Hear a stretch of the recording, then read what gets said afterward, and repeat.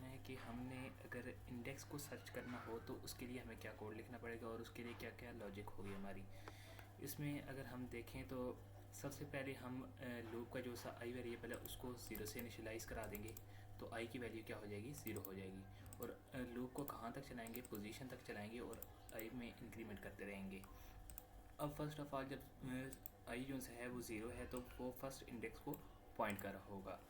तो अगर फ़र्ज़ करें कि हमारी वैल्यू जो सी है वो है 18 है जो हमने सर्च करनी है, तो फर्स्ट ऑफ ऑल जो जब लूप चलेगा तो वो होगा आई इज़ इक्वल टू 0, तो फर्स्ट को पॉइंट कर रहा है।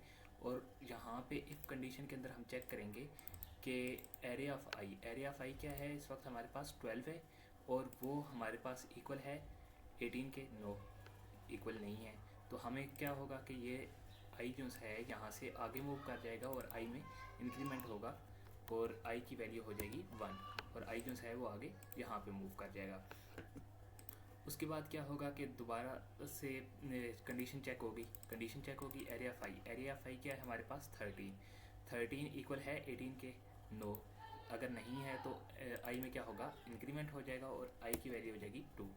आई की वैल्यू जो ही 2 होगी तो ये इसको पॉइंट करना शुरू कर देगा। अब यहाँ पे क्या है 18 एरिया ऑफ आई की वैल्यू होगी वो 18 इक्वल टू 18, इसका मतलब है कि यहाँ पे वो उसको मिल गया है। तो हम रिटर्न क्या करेंगे, रिटर्न करेंगे 2। आई की जो वैल्यू है वो हमें क्या दे रही है, इंडेक्स दे रही है उसका। तो हम क्या रिटर्न करेंगे, यहाँ पे आई को रिटर्न कर देंगे। इसका अगर हम कोड देखें तो इसका कोड कुछ इस तरह होगा,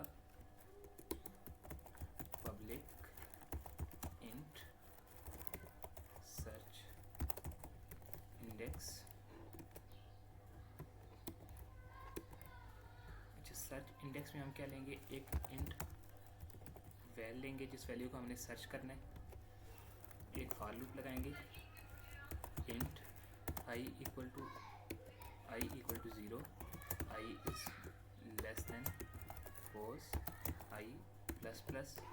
और इस लूप के अंदर हम कंडीशन अपनी लगा देंगे, इफ़ एरिया ऑफ आई वो क्या है, इक्वल टू वैल होगा।